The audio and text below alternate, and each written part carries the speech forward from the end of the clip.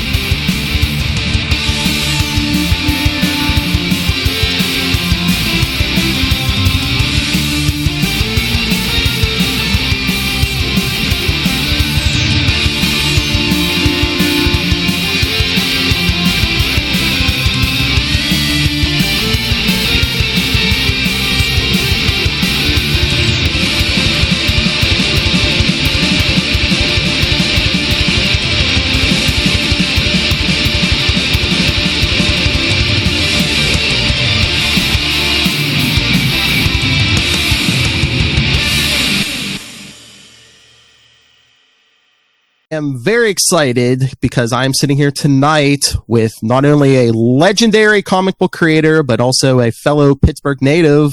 I'm sure you know him especially if you read any Marvel, DC, you've worked on Archie also, Mr. Ron Frenz. Hi, Phil. How are you? Hello, everybody. It's wonderful to be with you. Thank you so much for taking time out of your schedule. I've been a fan for so many years. I saw the current project out this week. I was like, I must talk to this man at some point. So I just wanted, I'm nervous. Well, we'll get to that. I appreciate that the job that we just did, the 10-page Spider-Man job, did the one thing we were kind of hoping it might do, which is remind some people we're still alive. And apparently it had that effect on you, and I'm very gratified. I'm glad to hear that. Oh, yeah, definitely. I had this pre-ordered as soon as it landed on the list. But, all right, so I just wanted to ask you, so you were born in Pittsburgh, so you've been here your whole life? Hills. I grew up out on Gas Road in the North Hills, and I'm just now living in Bellevue, which is all of 11 minutes from there or something. So I've been living in Bellevue for like 30 years now, just north of the city of Pittsburgh. That's awesome. And did you know when did you first realize? When did you know that you were going to be an artist? Well, no. Let's see. I don't remember a time when I didn't draw. Okay. My dad was a paper salesman. Sample paper around the house to draw on, and I was always drawing. I don't remember a time when I decided to start or anything. I've always been visual, and I would copy comic books and I have a brother that's 3 years older, so there were, the first comic book I remember being around the house. I just recently bought another copy of it, and it was from 1964. It means I would have been around 4 years old, so he would always immersed in it. I discovered Marvel probably in the late 60s, 66, 67, around the time that the Marvel superhero cartoons were syndicated on like Bozo's Big Top here in this area. Huh. And I think that's how I discovered Iron Man and Spider-Man from the cartoons, and then started catching up with the books and noticing the books on the racks, and started to become more of a Marvel fan and a Spider-Man fan in particular. I knew from very early on, if you asked a 6 or 7 year old Ron Frenz what he wanted to do when he grew up, it was, I want to grow up, I want to work for Marvel Comics, and I want to draw the Amazing Spider-Man. Is Spider-Man so I was able to make choices early on to kind of help get me there, which meant in high school to go to a VOTech for half a day every day for junior and senior year. I did it. Had a terrific instructor there. Through that, I won a half scholarship to the Art Institute of Pittsburgh, and that helped me because I had the teacher at the VOTech made me realize that if I didn't get a job in comics, I was bottlenecking myself because that's all I was drawing. And I started to pay more attention to everything else to design and life drawing. And at the 2 years at the Art Institute, I kind of put my comics ambitions aside to try to become a better, well-rounded illustrator so that I could hopefully get a job in illustration, my hope of working in comics. Jim Shooter, who's also a Pittsburgh native, was doing a shop appearance at a local comic shop that's still here in one form or another. It's in a different location, but Ides Comics. It's now Ides Entertainment thing, but in the strip. But at the time he was appearing, I went and I took some samples down. My friends were very supportive and told me if I didn't, they'd kill me. Showed him samples. He took Xeroxes with him, and or I sent them, I forget which, but they sat in a drawer for a little over a year. And in the meantime, I got a job as an in-betweener at a local animation studio called Anavision that also happened to work on the 2 Creepshow movies because they were using local talent for those. And also, I didn't really work on it, but they worked on the Running Down a Dream video for, tell me who did Running Down a Dream. I don't remember. Blonde guy, we've lost him recently. His name will come to me and I'll just yell it out. Yeah. Anyway, I apologize to the musician. But anyway, somebody who's listening will know who I'm talking about, and they're yelling out the name right now. But anyway, they worked on a bunch of some high-profile stuff, but I worked there, and after I was there for about a year, I got a call from Marvel through Al Milgram that Louise Jones was looking for somebody for some Kesar fill-in stuff, which that turned into King Conan fill-in stuff, which turned into some Star Wars fill-in stuff, and Marvel Team-Up, all of which happened while I was still working at the animation studio. And then, for some reason and some huge lapse in judgment, they offered me the Spider-Man title. And I seriously considered whether or not this was something I was ready for, but I also knew that I would give it 110%, and I couldn't count on anybody else doing that. So at that point, I quit the animation studio and went into comics full time, and have managed to continue to pay my rent by drawing superheroes, which is wonderful. So that's a long run at Marvel, and now I'm kind of still doing the occasional work for Marvel. I'm kind of post-Marvel now, working for Sid Comics, doing some new characters for an independent publisher, but it's still drawing superheroes and telling stories with pictures. So I'm a very lucky guy. I just hear the way you said Spider-Man there, and I've heard other interviews with you. Is Spider-Man your favorite character to work on? I would have to say he's just generally my favorite character. Mm. Yes. I mean, as far as working on characters, any character I'm working on, it kind of becomes a love affair. You find it really is kind of a relationship because you look for the things in that character that you relate to the most, that you can identify with and that you can connect with, mm-hmm. so that you can do the best job on that character. I did that with Thor, and I've done it with Thunderstrike and Spider-Girl and any other book that I worked on for any period of time. Hopefully, in my case, most of those situations were with Tom DeFalco, and we have these long, serious discussions that grown men should not be having about fictitious characters, about who these people are and how they feel about things, and some of us gets reflected in that, and people we know get reflected in that, but and relationships we've had get reflected in that, but yeah, somebody just recently asked me to do a commission of my favorite hero with my favorite villain. That's almost impossible to do.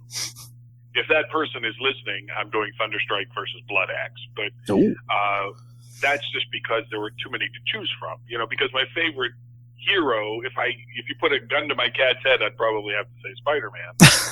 But I couldn't pick a favorite villain. That's ludicrous. I mean, you like a bunch of different characters for a lot of different reasons. That kind of thing. So. Is Spider-Man maybe like the most relatable out of everyone you've worked on now? I think that has a lot to do with everybody's love affair with Spider-Man. I mean, depending on when you jumped on board. I mean, Peter Parker is every man. Oh yeah. More so than almost any other character. He could be you. Mm-hmm. So yes, I would say that's absolutely true. Sure. And I mean, just working with Mr. DeFalco, I mean, you've done a lot of you've done a lot of Spider-Man work, but I mean, some classic stuff too, because I mean, I know everyone says Secret Wars 8 is the first appearance of the black costume, but you actually drew the first appearance. Correct. That's right. Yes. If you're talking sequentially, then they are incorrect. Yes. Amazing Spider-Man 252. That's right. And the Marvel team-up that came out the same month. It came I think it was a week or so later, but I think he was already wearing a team-up because it was the quick story I'll tell you about that is that we were getting this back in the age of snail mail. This was back in 80 something. War Secret Wars is 80. Yeah, I think, yeah. And so it was before the internet and all this kind of stuff. The word had gotten out that Spider-Man was going to get a new costume, and almost universally the response was, "Why? He's got like the greatest costume in comics. Why would you do that, you crazy people?" And that was just me saying that. I mean, so a lot of people were saying that. When I got the first, I got Xeroxes of a drawing by Mike Zeck of the costume. I thought it was a new villain. And I read the plot and went, "What the heck are they doing?" And so anyway, it was one of those things where it was going to be introduced in 252, but we were getting like in anticipation of it, we were getting a lot of negative mail. So at one point, Jim Shooter came into Tom DeFalco's office and said, "We got to get rid of this in 253. Bring it in 252, get rid of it in 253." And DeFalco argued logically and passionately that you can't get rid of it in the Amazing title before he gets it in Secret Wars. Yes. Okay, because 252 came out the same month as Secret Wars number 1. Mm-hmm. So everybody was supposed to read Secret Wars to find out how all these changes to their characters happened. So by the time you got to issue 8, Spider-Man had to keep the costume at least 8 or 9 issues, to keep it in people's minds. You can't get rid of it before he gets it. Yes. In Secret Wars. And Shooter bowed to that logic and said, "Okay, but the issue after, the issue that comes out the month after Secret Wars where he gets it, we're going to get rid of it." And Tom agreed to that. And if you look at the release dates of the issues, that's basically when he went to Fantastic Four and found out it was alive and dumped it the first time. Was the month after he got it in Secret Wars 8. But by then, everybody had seen it, and 7 months down the road, we were getting snail mail that everybody loved it. So it was crazy. So that's why we decided to have the Black Cat make a cloth version, and we'd switch back and forth, and it got very confusing. There were a couple of issues, I have to admit. There were a couple of issues where I was told to draw him in the black suit for like half the issue, and then the red and blue in another half, and things would get screwed up, and the editor would have to ask for art changes. There was one sequence in particular where Joe Rubenstein had to ink him in the red and blue suit when I had penciled him in the black suit. It was a scene with Pete at the apartment watching TV, that kind of thing. And he had to draw in the detail for the red and blue suit because something got screwed up between the plots, and the editor caught it in time when the artwork was coming in. And of course, we were running Amazing Spider-Man, Spectacular Spider-Man, and then a little later we were doing Web of Spider-Man as well. And we were trying to get, week-to-week continuity between the books. So if we were picking up a story and somebody didn't do their due diligence, a penciler might be told he's in the wrong suit. So it got a little crazy there for a while before they decided to do what they did with Venom, and we didn't have to worry about it anymore. I mean, yeah, just that whole thing with, them wanting to get rid of that black suit right away. And I even heard an interview, I was just listening to it today. It was with Howard Mackey, and he was talking about how, some of the people in sales, didn't want that 90s Ghost Rider series. They wanted to cancel it before it even came out. And once again, Mr. Tom DeFalco stepped in and said, no, we're going to do this. And I mean, how popular that was. You have, because Shooter was showing some real insight. I mean, one of the reasons let's be honest, it made for an extra action figure in the Secret Wars. Oh, yeah. And he was looking for visual differences to sell Secret Wars. Like the Fantastic Four came back with She-Hulk, and Hulk came back with a broken leg, and Spider-Man came back with a new costume, and all these little visual differences that people could, 1 month their guys disappear at the end of an issue, and then they come back looking completely different. Wow, that's cool. How did that happen? And you read the 12-issue Secret Wars series, and it all made a lot of sense. But yeah, believe me, at the time, nobody was trigger happy about this new suit. Nobody wanted to do anything that was going to be a big bomb, So everybody was a little concerned about it. Tom DeFalco actually remembers there being some creative people that weren't interested in having their names associated with it initially. No. But of course, once it did premiere and once it was a hit, that was not a problem, of course. So, I mean, things were things back then. It seemed like the more like they wanted to keep things the status quo. These days, it almost seems like they want to try to shake stuff up every couple months to say, hey, we could get more books out, sell more books. Phil, I'll be honest with you. These days, it's like nobody's paying attention to how anybody draws any character. It's amazing to me that I don't know why it is. I guess it's because with the movies and the cartoons and all that different media that nobody's all that worried about what a character looks like 1 month to the next. But it's incredible to me, some of the different versions, the freedom that illustrators are given to draw Spider-Man however they feel like it, that kind of thing. That was not the case back in the 80s and early 90s. We were working on IPs that, were being licensed to different people, and Marvel was keeping a fairly firm hand on how the characters were being portrayed and certainly how they were being shown. And I actually got a chance to work on one of the Marvel style guides with John Romita Sr. was taking care of. He was running herd on everybody, and he apparently suggested me, which was a great honor. And I got to work on,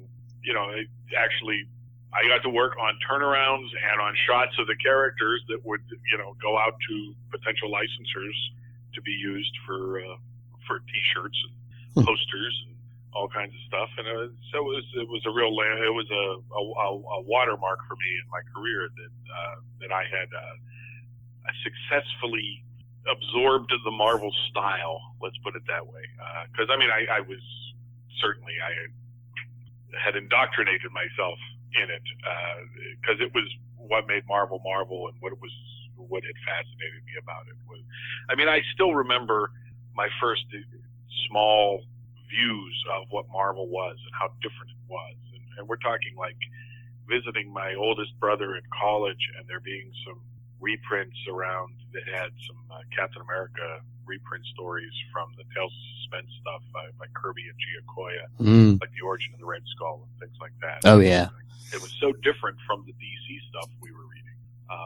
Because I was a huge Nick Cardy fan on Aquaman and a Kurt Swan fan on Superman, and whoever the guys that were doing Batman at the time. It was a bunch of different guys, Shelley Moldoff and Irv Novick and Chick Stone, and a bunch of different guys were doing Batman. But when you compare that really solid, wonderful stuff to Kirby or Steranko or Ditko, it was a different vibe. It was a very different thing, and it just felt different and cool, and I guess more adult in some way. I guess I don't know. But it's hard to describe, but I do remember those moments of seeing that feeling. There were a couple issues of X-Men that Steranko did that I got a hold of that my brother in college had actually sent me. It wasn't something that I normally read, and it was just this whole different take on comics and storytelling and everything. It was just really fascinating. I was trying to do my homework, and I see, you got thanked at the, in the credits of some of these big Marvel movies, especially Avengers Endgame, because, for those not aware, it was you and Mr. DeFalco who had the issue of Thor where Captain America picked up that hammer for the first time, correct? I would bet you that is not why we got to thank you.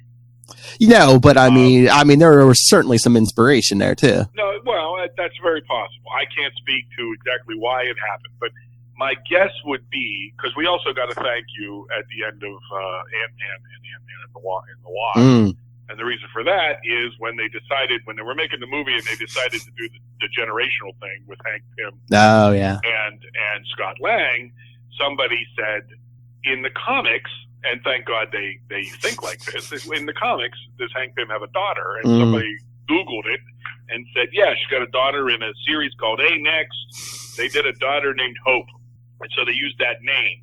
And that's why we got to thank you on Ant-Man and Ant-Man and the Wasp. Now, my guess is on Avengers Endgame, we got to thank you because Hope appears in Endgame. And they basically, I think at the end of Endgame, they just pretty much thanked everybody that they had thanked in all the other movies because everybody appears in that film, that kind of thing.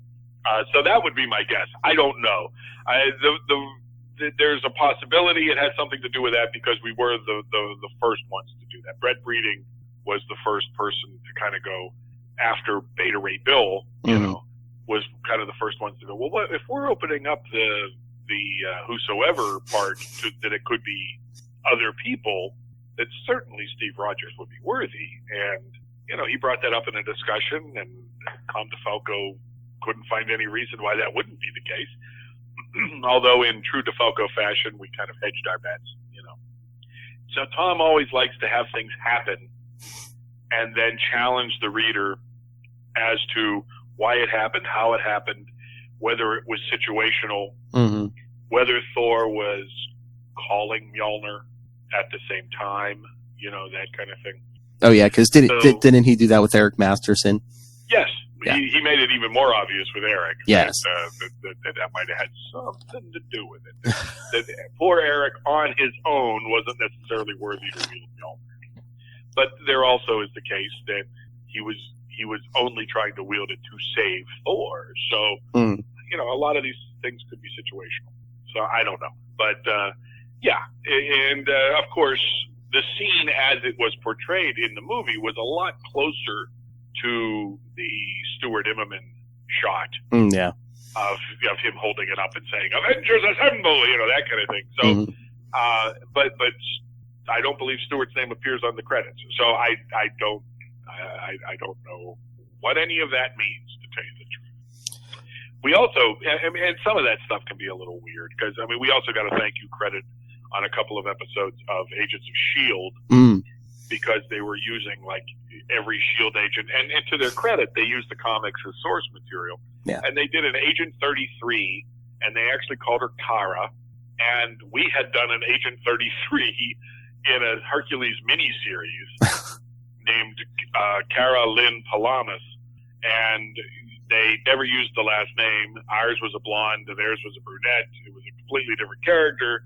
But we got we were included in the special thanks for those episodes that she appeared on, that kind of thing. So, it can be something as silly as, it's not like we invented the number 33, So sometimes it's nice that they're doing it. It's nice that they're making the effort. But sometimes it can be as silly as that. It can be as silly as, 33. Okay.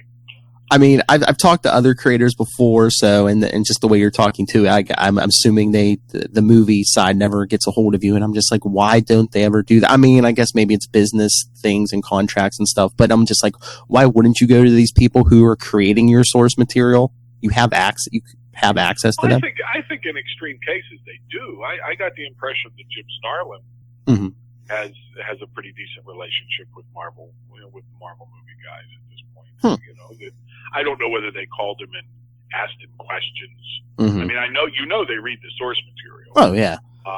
But whether or not they called and asked him questions, I can't speak to that. But he certainly has no complaints about how he was treated by the Marvel movie people. So I think they do. It's nice that they respect the source material as much as they do. Because I grew up in the 70s when they had a Spider-Man live-action TV series. Jonah Jameson had a black secretary. At the same time, he had a black secretary in the comics named Glory Grant, and they just didn't name her Glory Grant. That kind of thing.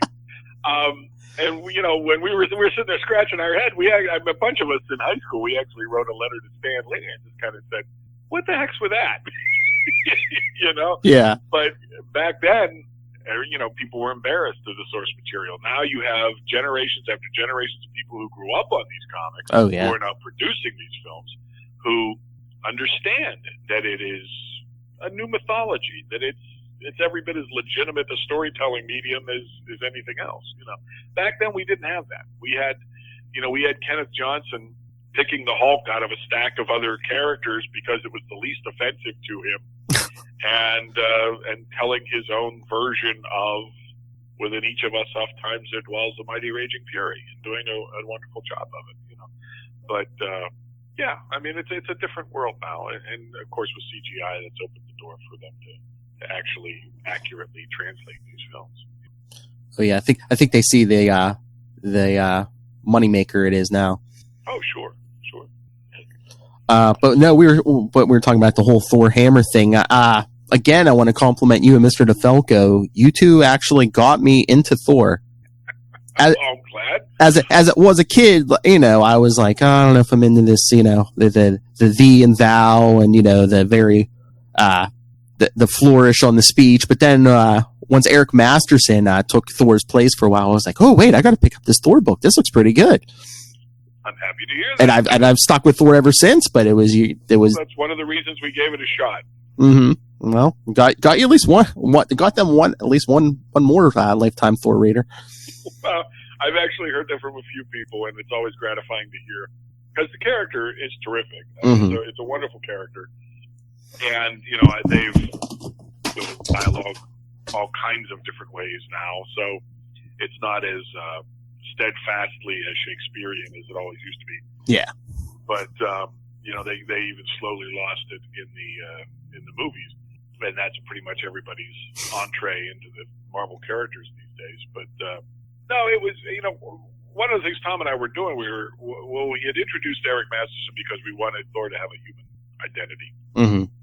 real physical ties to mankind, and so the idea of having him take over completely was something that kind of grew out of that, and it kind of grew out of the idea that when the series was originally gestating, and in the early issues of the book, Don Blake became Thor, and it was actually a few years before they told the story or came up with the idea of Odin punishing Thor, mm-hmm. and sending him to Earth as Don Blake. I mean, for the first years of the strip, Don Blake was a guy who got the power of Thor. Oh yeah, and he would go to Asgard and talk to Odin and all this kind of stuff. But it was, it wasn't until they explained it that you didn't know it was just a separate guy who now happened to have the power of Thor. So we thought, it's interesting. Nobody ever played with that, knowing that was the case. you know? So we decided to let's give that a shot for a while. People liked Eric at that point. We were gratified that nobody burned the place down because we had created Eric and made him Thor's alter ego. So, there seemed to be enough fondness for Eric to take the shot. And, we never did lose sight of the fact that Eric's mission was to find what happened to the real Thor. It was never we never went into it with an attitude of replacing Thor, like this is better than Thor. Yes. Because we didn't think it was better than Thor. Eric didn't think he was better than Thor. So there was never any attitude in the book that we were improving the character by doing this.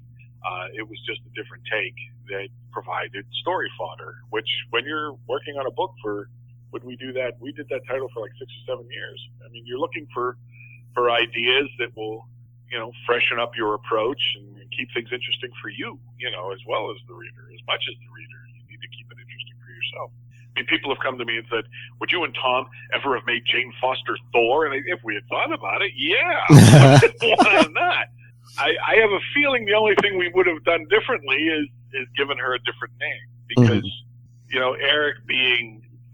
Eric was even uncomfortable with people calling him Thor. He was always uncomfortable with the idea that he was ruining Thor's reputation. So he was relieved when it became Thunderstrike, and he was able to move on from that. So I don't know if we would have had her running around having people call her Thor, but I don't know. We'll never know. But did I have a problem with that idea on the face of it? Absolutely not. Now, I didn't actually read the stories, so I don't know how they played out, and I don't know any specifics. But as an idea, you try writing comics monthly and see if you don't bite at a good idea and try to make something out of it. You know? And it must have been a great idea because, I'm sure the numbers were good because that's why they went with the Thunderstrike book, correct? Oh, Thunderstrike, yeah. Thunderstrike, we did fine with it. And when it came time that we were going to bring Thor back, the sales department actually approached us and said, we understand that Eric's going to be, you're winding down Eric's time as Thor. And Tom said, yeah. And frankly, he was not going to survive the experience. And it was the sales department that said, well, we were wondering how you felt about maybe spinning Eric off into his own title. So it was the sales department's idea. And Tom called me and said, what do you think? And I said, I don't know. What do you think? And he said, well, I have a feeling they're going to do it whether we do it or not. And I said, well, then we're doing it. So we started, kicking ideas around and came up with Thunderstrike. And it was an unusual situation in that the team from Thor moved over lock, stock, and barrel to Thunderstrike and just turned Thor over to another team. That was kind of not the way spin-offs were done at the time. But, when you know the people involved, it made perfect sense. We were very gratified that Al Milgrom came with us and things like that. That was nice. Mike Rockwitz came over as our colorist. Everybody pretty much jumped over to the Thunderstrike title. Oh yeah, I love the character, and I was glad that you all came over and continued. It was a fun run. We, in your very kind introduction, used that term, that legend thing, legendary, and Tom DeFalco has fun with that. It's just that he referred to as the legendary Tom DeFalco. Because he read an article where he found out that Michael Jackson was the one who started calling himself the King of Pop, and it stuck. So he said, "Well, I'm just going to start calling myself the legendary Tom DeFalco and see if I can get it to stick." So, in my case, there are a lot of different kinds of legends. Yeah. There are the people that actually deserve it, like the Kirbys, and the Ditkos, and the Kurt Swans. And those gentlemen, and then there's guys like me that just showed up every month, and by showing up and doing a monthly title, you get this wonderful privilege of being a part of people's childhoods, of their personal nostalgia, and by being a part of people's personal stories, it's an incredible privilege, and you get to be a part of pleasant childhood memories, teenage memories, and that you can't beat that. I'm very humbled by that, but that's the kind of legend I am. I just showed up every month for work and was fortunate enough to do fairly long runs on titles. Well, and even that's not really the case. Thor was our longest run on something. Spider-Man, we were only around for like 2.5 years before the train ran off the tracks on that one. So, but Tom DeFalco has this wonderful ethos where if you're on a title, your job is to service the character and to create new things. So in our 2.5 years on Spider-Man, we co-created Silver Sable and the Puma and Black Fox and worked on. We were able to pick up the Hobgoblin stuff from Roger Stern and John Romita Jr. So, we were able to make some hay that resonated with other writers and characters that stayed around as part of the continuity and everything. Of course, it was Tom's idea to Mary Jane to announce that she knew Peter Parker was Spider-Man as well. So that kind of shifted gears for people and became something that our run was known for. So. See, legendary. Yeah, it's been a terrific run. It's just I honestly feel that if the team working on the title is having fun, that it comes through on the page. That it becomes a more of a group mentality and a party. Because if we're not taking ourselves too seriously and we're having fun, that I think the readers sense that. I think it comes through on the page. The readers get on board, and we all just start having a good time. And that's happened for us a few times. Spider-Girl has an incredibly loyal, rabid fan base that to this day I still hear from people that were big Spider-Girl fans. Thunderstrike only ran 2 years, and yet at every convention I meet people who miss Eric, and it's very gratifying. Oh yeah, I love all this Spider-Girl stuff. I mean, personal story. We've actually met. I believe it was 2007. You were signing at New Dimension Comics. And I remember, Phil. Oh yeah, no, I'm sure you don't. But no, you were the guy with the superhero T-shirt. Yeah. See, I'm sure I stuck right out. No, yeah, I was very nervous before I did any of this podcasting or anything, and I was just like, and you were very nice and signed the New Dimension. What is that? The recreation of the cover of Amazing Spider-Man 252, and I told you. Oh, geez, with Todd and his nephew on it. Yes. Okay, sure. Yeah, and I told you how much I love Spider-Girl, and I was, and I'd heard all the rumors, that I was always up for like cancellation, and what could we do to help? Oh, yeah. And you basically just said, get out there, get online, tell everyone just get the word out there. We have the smartest fans on the planet, because when it came to Spider-Girl, they didn't write to Marvel and bitch. They wrote to the retailers and explained to the retailers that this book has a fan following. You're leaving money on the table if you don't carry it. Mm-hmm. And they produced their own flyers and ran their own campaigns and wrote to and called their local comic shops. Just incredible people that showed their support for the character in that very concrete way. And there's no denying that it helped keep the book in circulation. The thing with Spider-Girl, as far as it defying cancellation, and again, the fans played no small part in that, but there's this thing with sales departments where when a book debuts, they create this flow chart that says, okay, it sold this much on issue number 1. It'll do this on 2. And they do this arc. They do this little arc thing that goes up slightly and then it goes down. And upon your debut, they're happy to tell you that you're probably going to go like 12 or 13 issues. And the quote-unquote problem with Spider-Girl was it held steady. We had a straight line, and the sales department never knew what to do. So every time it got to the point where they had predicted our cancellation, they saw that our sales were holding steady and said, okay, you're not canceled. And, and they say, but in another 6 issues you will be. And then they got 6 issues down the road and we were still holding steady. Occasionally we even blip up, and that really freaked them out, kind of thing. So it was a wild ride, because we rarely, a lot of what was happening, it's a credit to Tom DeFalco as a writer, because a lot of what was happening was we were getting 6 issues at a time or a year at a time or something as far as reprieves, At one point, they told us the digests that they were doing for a while were selling incredibly well through Scholastic Books clubs. And they said, as long as the Scholastic books are selling what they're selling, we're going to need Spider-Girl material to put into the digests. So you guys are golden. And we went, hallelujah. Now we don't have to worry about, we have to sweat it all the time. We were fine.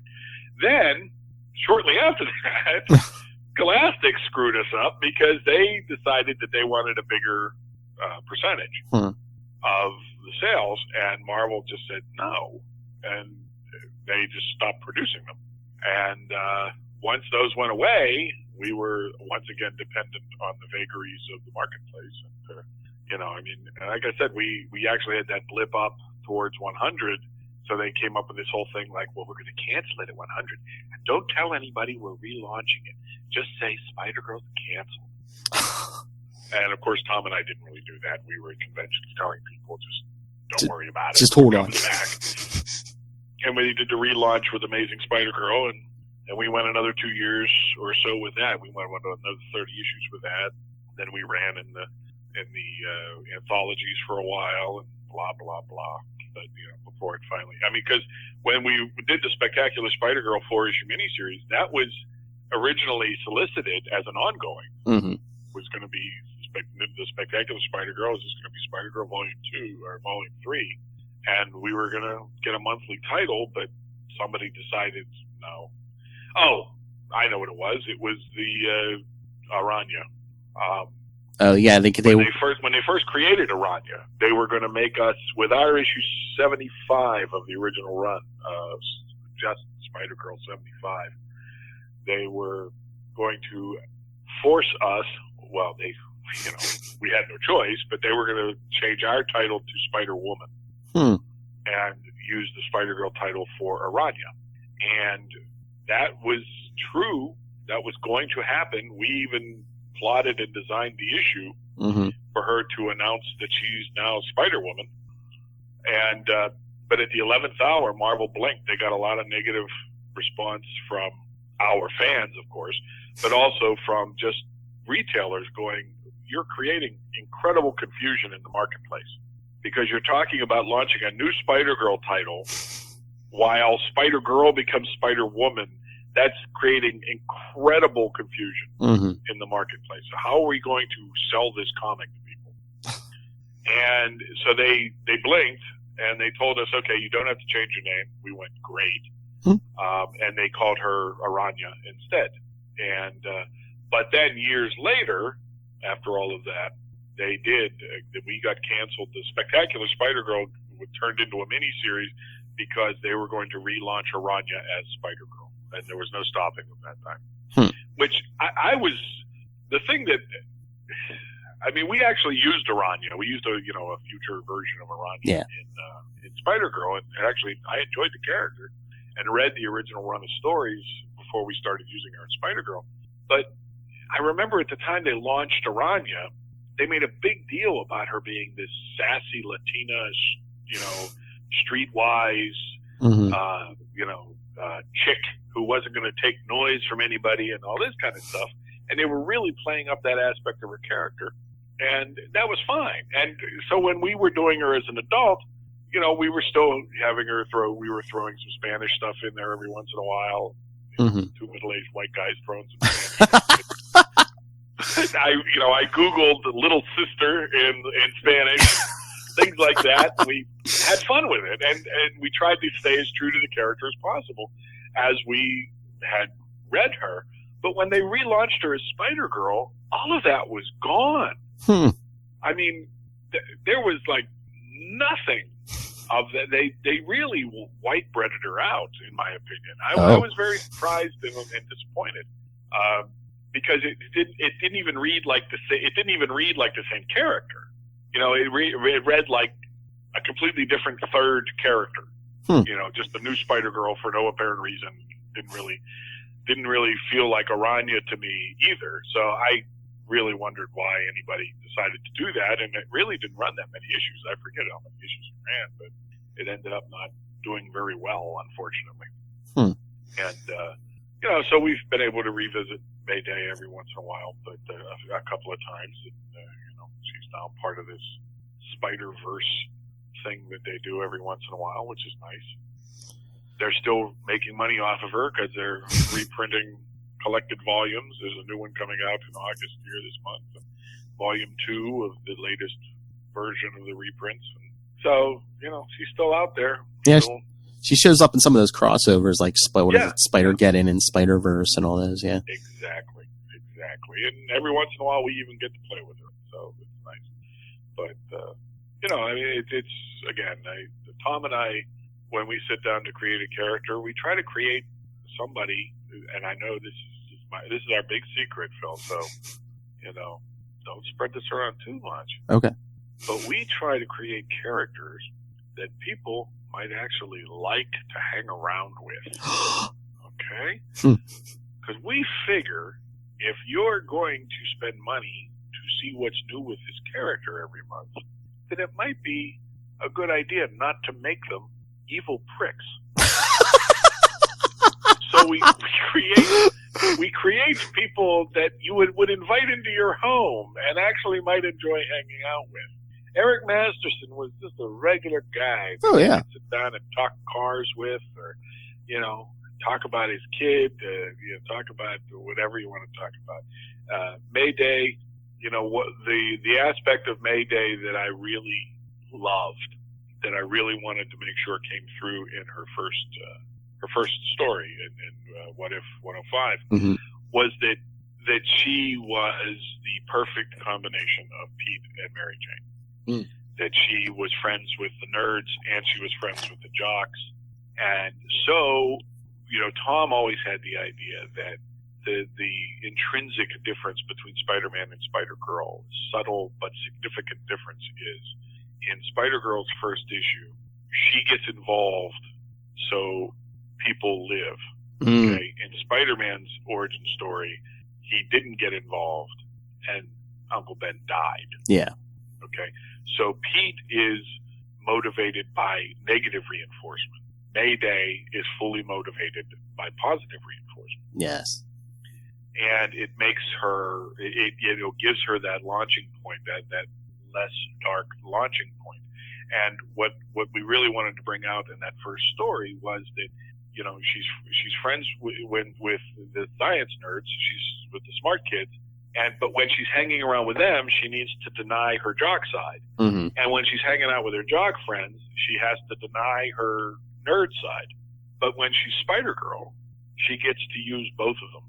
She doesn't have to deny either side. She Yes. has to use her brains and her physicality. And Spider-Girl is this incredibly freeing aspect of her life where she can really, truly be herself and enjoy it.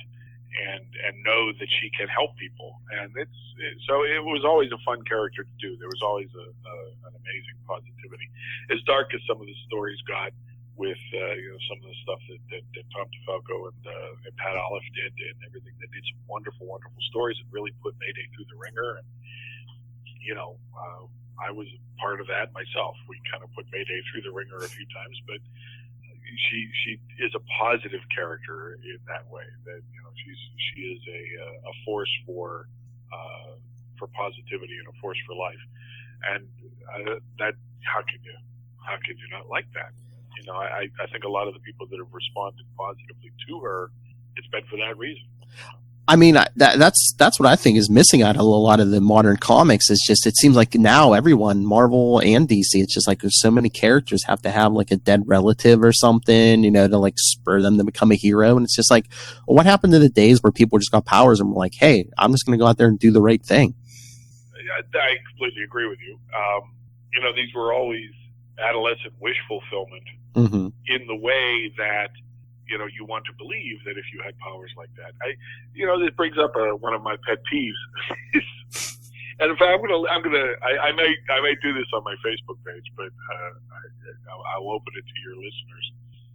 When was the first time that with great power must also come great responsibility was misquoted as with great power comes great responsibility?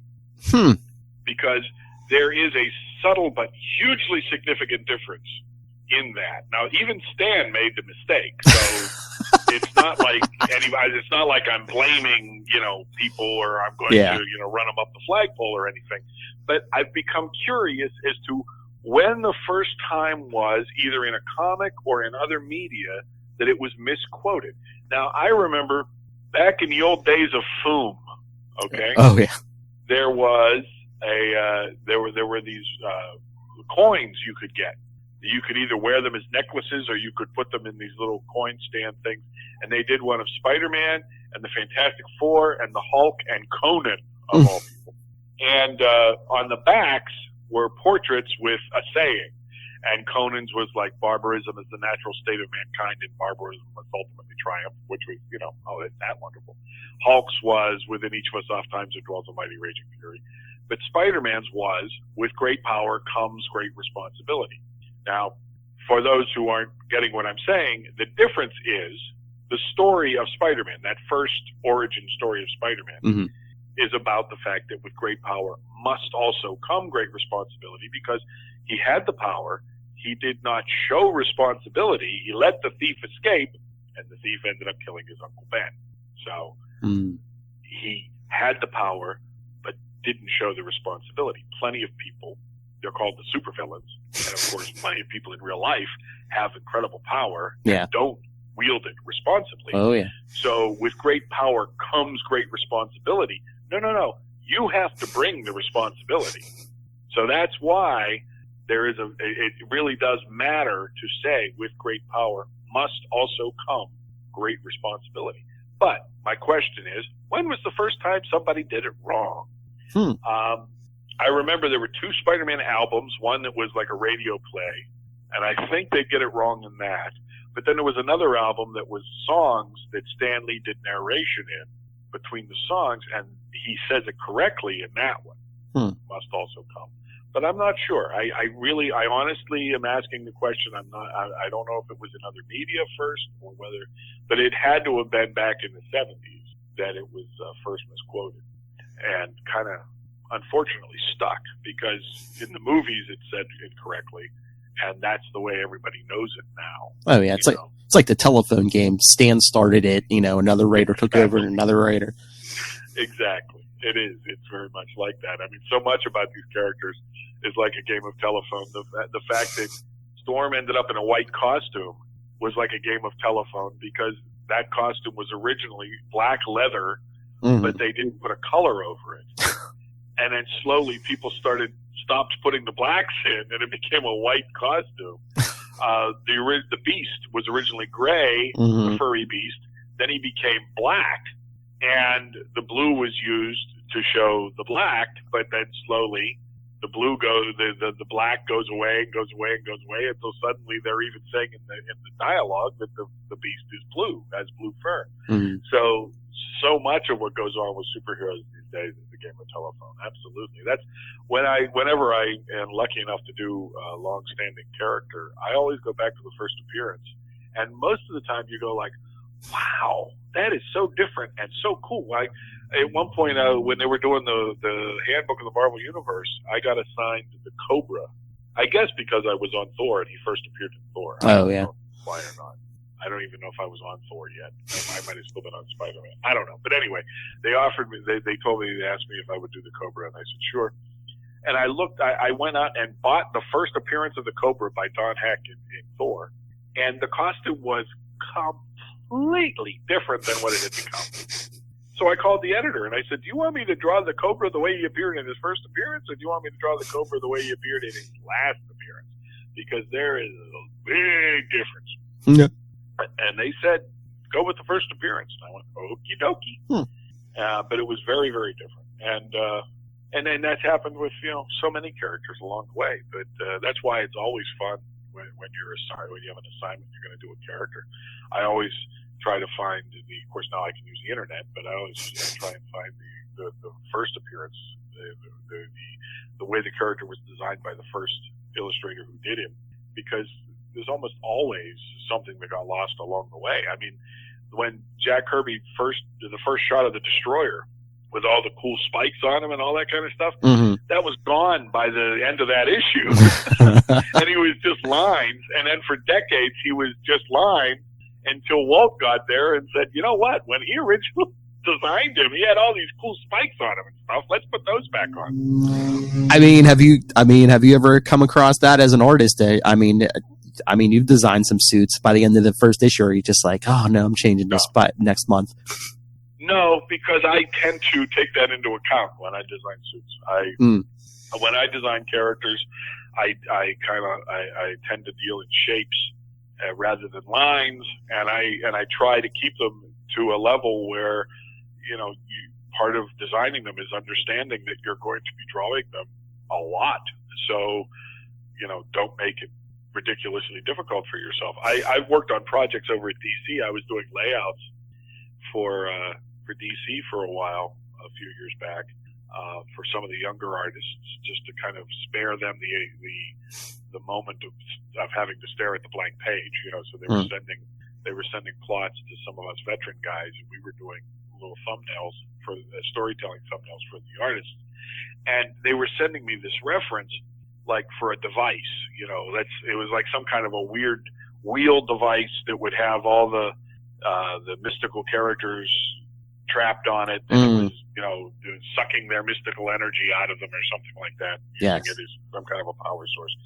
And they sent me this design that was like something that would have been designed for a movie. And it was designed in a computer, so it was way too complicated to draw. And it was huge. It was too big. It was too unwieldy for the storytelling, because, you know, the writer was then asking for this person who's trapped on the wheel to be talking to this person who's trapped on the wheel, to, you know, and all this kind of jazz. And you're going like, but there's nowhere I can position the camera to get them both in the shot, because this thing is as big as a state, you know, that kind of thing. So it was just, I faked the crap out of it, and I never saw the issue that it was actually appeared in. So I don't know how the actual artists, I don't know whether they're actually using, you know, the computer to build it on, you know, for the comic page or not. But, you know, it's very different designing something for comics. You have to, you know, you slowly become aware of how things work in comics. And, you know, it's wonderful to have, you know, Kirby tech is one thing, but, you know, to design something that would look wonderful in a movie, but that somebody needs to draw in more than one panel, you know, let's not be ridiculous about this, guys. We're not movies, we're comics. We have to be more concerned with the storytelling than you know, if you can spend a week on a beautiful double-page splash, but if it has 4 captions in it, the reader is going to spend the time it takes to read those 4 captions before he turns the page. So a lot of the time you spent on that page, if you spend more time on the detail than you did on the actual storytelling, then you wasted that time, is basically what I'm saying. I'm not saying people should blow off double-page splashes at all. I'm saying you have to balance the storytelling against the ridiculous detail, because the eye is only going to recognize a certain amount of that detail. So, I mean, so when you talk about, I mean, if you're a current comics enthusiast and you think the detail is all, but you also think Jack Kirby never used detail, one, I would say you need to go back and look at some of the best Kirby stuff. And two, Kirby had the knack for storytelling. I mean, he gave you every bit as much detail as you needed to turn that page and go, oh man, is that cool? And then move on, you know, that kind of thing. So it's a balancing act. It really is. Well, that's I wanted to ask you about about Superman over at DC, because I don't know, is it just a coincidence? But it seems like they bring you in when characters are like go through like a big change, like, you know, Spider-Man on the black costume. You were on Thor for a while, but eventually they brought in Eric Masterson, and then with Superman, you were there for the whole electric power change. Yeah. Yes, it's a coincidence. Okay. It just kept happening to me.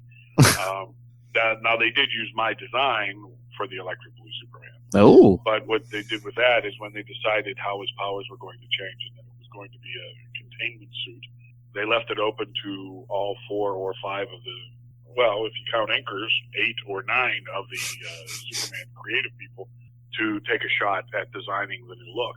And I was, you know, relatively new to the title. I wasn't planning on doing anything, but after finishing up my pages for the day, I decided I had kind of an idea, so I'd take a run at it. And I did, and they picked mine. I think because I was, well, 2 reasons. One, I played with the S symbol, so it was something that the sales department could really kind of, you know, hang that on. You could show the new S, and it showed that there was something new and different going on. That was one reason. The other reason was mine was monochromatic. Mine was just blue, and they had been looking for years to Glenn Whitmore, the colorist, had for years been suggesting doing Superman Red, Superman Blue again. You know, from the old imaginary tale.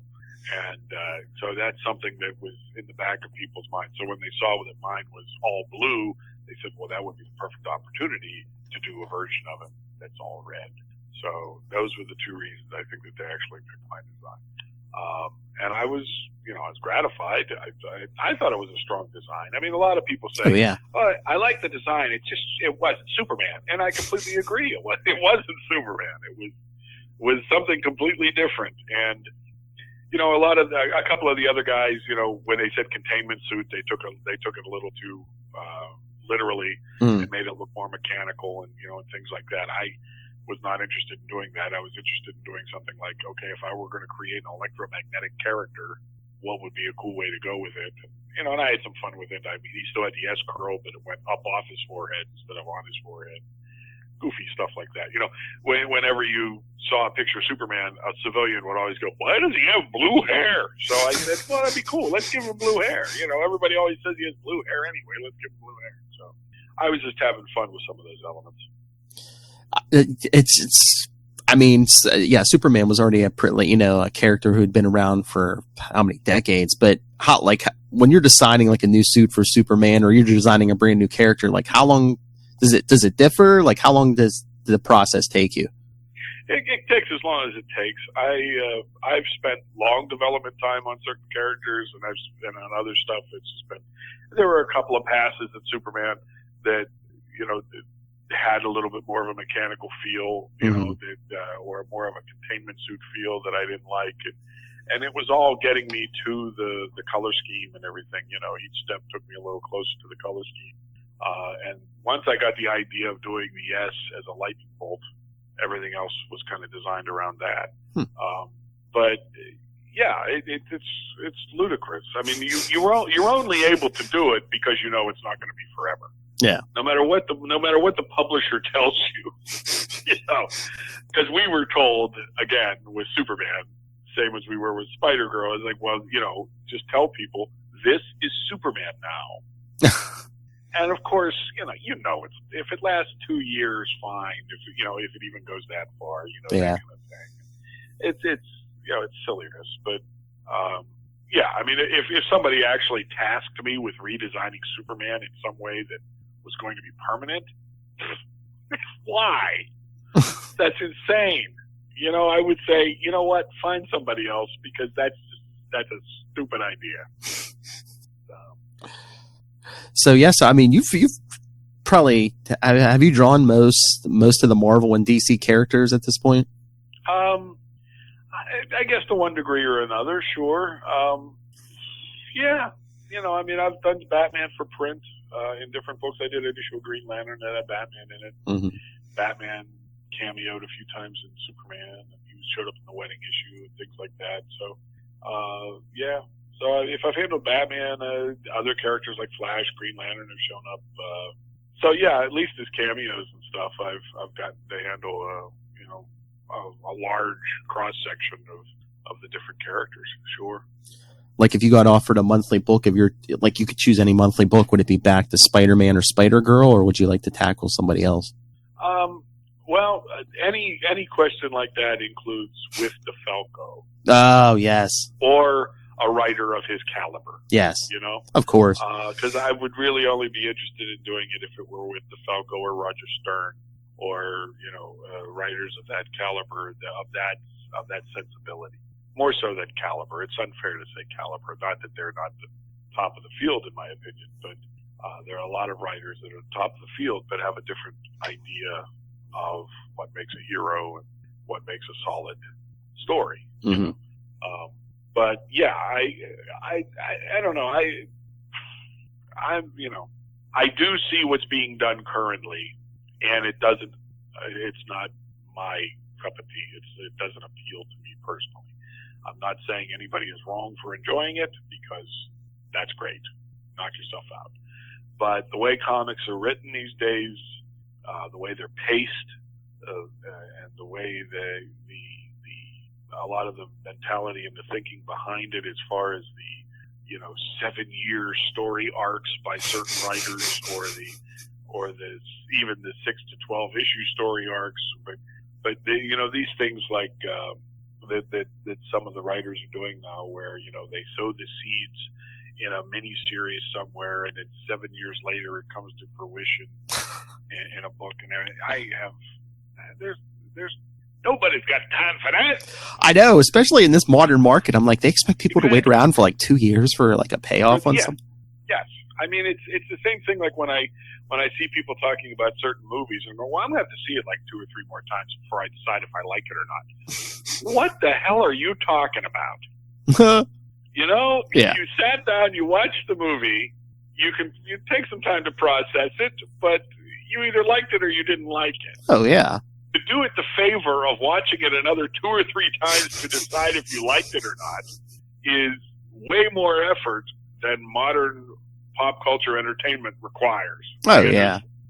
And with what they're charging for a comic book now, I don't think they're serving their audience well.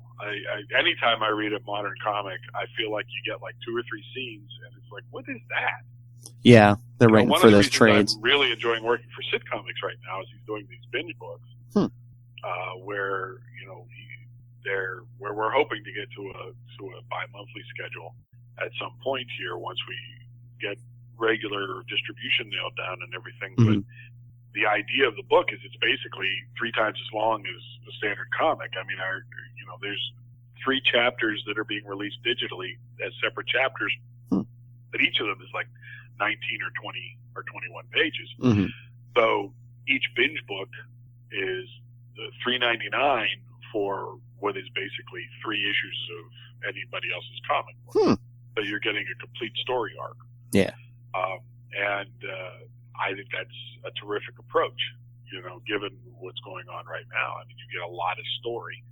And frankly, just the 10-page story that Tom and I did, we got 10 pages in the back of a one-shot, and Tom came up with a terrific idea to build upon, which which for me took us back to the core of the Spider-Man character. I mean, the Spider-Man character has been through so much between him being Dr. Octopus for a while and forming Parker Industries, and then Pete comes back and he's running Parker Industries, and then he runs it into the ground and Parker Industries, and he's over in Japan, and he's got a spider car, and he's got all millions of dollars, and they turned him into Tony Stark for a while, and on and on and on.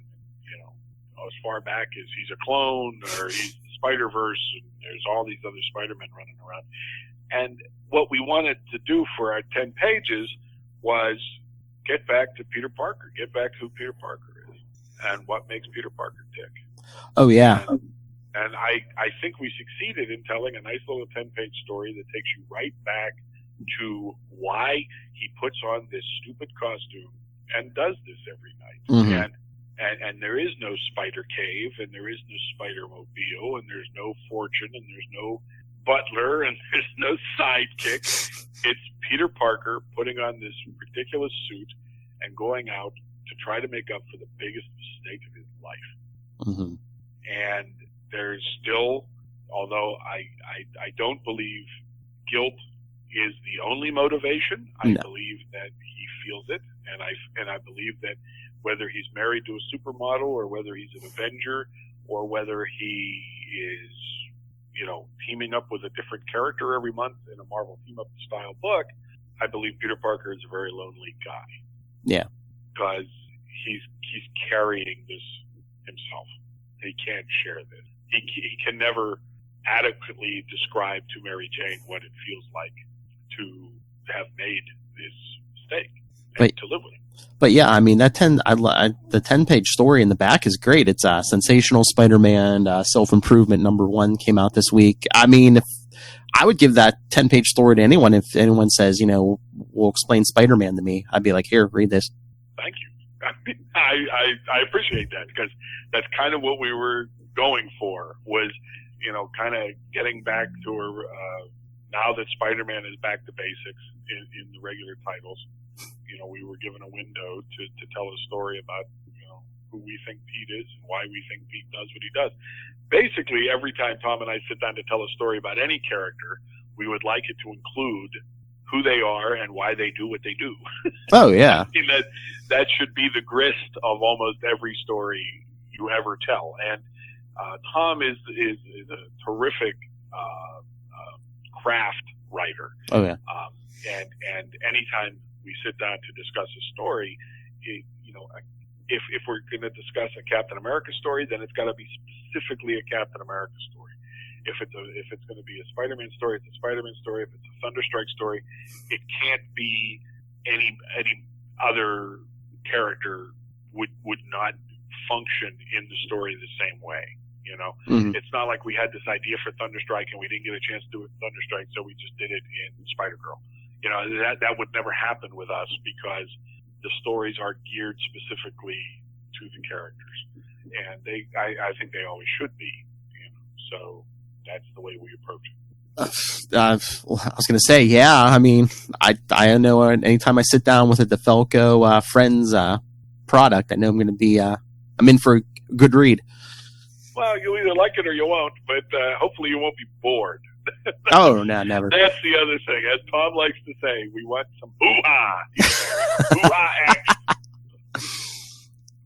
Oh, yeah. It's always there. Well, thank you. I'm glad. Even in the 10 pages, I mean, I had fun with the scene where the guy has him point blank range with a semi-automatic pistol, and he still couldn't shoot Spider-Man. You know, I mean, it was point blank range in a very confined space. Yes. And he still couldn't hit Spider-Man. You know, and that's part of Spider-Man. The spider sense and that kind of agility is a big part of the character.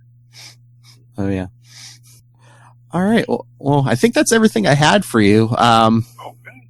But thank you so much again. Like you were talking about, thank you for all the nostalgia and the great childhood memories you and Tom created for me.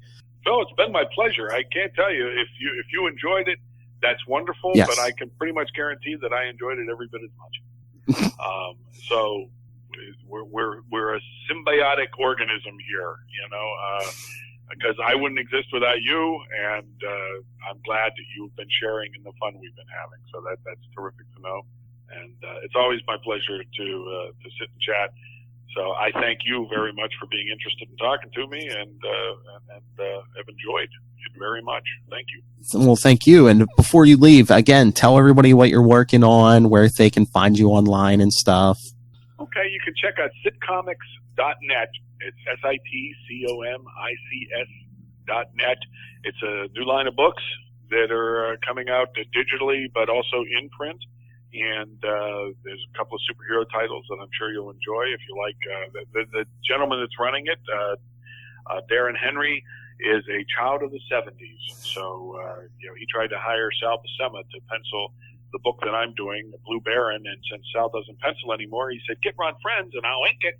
So that's what we're doing. Sal and I have moved over, and we're working with Darren Henry on a book called The Blue Baron. It's a lot of fun, but it's a really solid superhero adventure with a kind of a sitcom twist, which is why the name of the company is Sitcomics. Mr. Henry has a background in writing sitcoms. He started out on Seinfeld and has written comedies overseas in England and here in the United States for the Disney Corporation, and he always wanted to publish comics. So that's what I'm working on right now. You can find me on Facebook, just as Ron Frenz, and I also do commissions through catskillcomics.com. But if you come over to the Facebook page, say hi, and you'll see plenty of samples of what I do over on Catskill Comics, and be updated on what else is going on with what other projects might be going on. I actually did with this anniversary thing, I actually did a page in the big Marvel Comics 1000 that's going to be coming out. DeFalco and I did a Thor page for it, inked by Mr. Brett Breeding, and beautifully colored by Mr. Matt Yackey. And then I also did with all this nostalgia going on for the anniversary, I did a Star Wars cover that was inked by Mr. Tom Palmer that I don't know when it's due out, but you'll know about it when it does, I guess. Hopefully they'll tell me when it happens.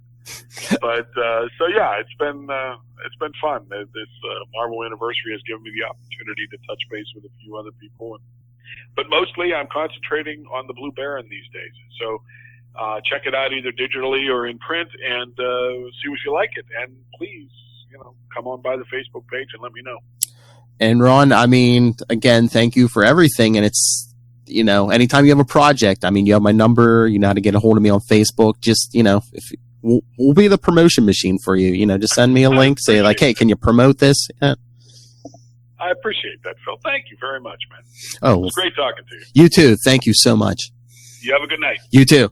Bye-bye. Bye. There you have it, everyone. The great Ron Frenz. Like I said, I've been waiting to talk to him for years. I mean, if you've been listening to this, you heard I love his Spider-Man. I loved his Thor and Thunderstrike, his work on Superman, Spider-Girl. Yeah, you have to call the guy a legend. He's been in the business for how many decades? And seems like the market enjoys him because he's still around decades later. So he has to be a legend. All right. So you were here for Mr. Frenz. You're not here for me. So I'm going to get out of here. Again, send your feedback. What did you think of this interview? It was great, wasn't it? Or even if you're another comic creator, get a hold of me. I love talking to comic creators. I love the ins and outs of the business. I'm a reader. I'd like to hear what happens on the creative side. So fans, creators, email me, capesandlunatics@gmail.com. Follow Capes and Lunatics on Facebook, facebook.com/capesandlunatics, @CapesLunatics, and @CL Sidekicks on Twitter. That's right, we have 2 podcasts.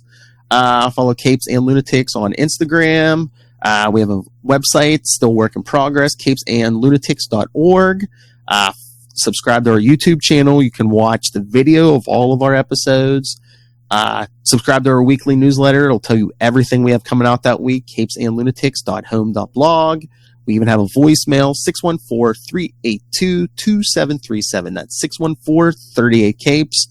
And we stream live here on GetVocal, VOKL.com.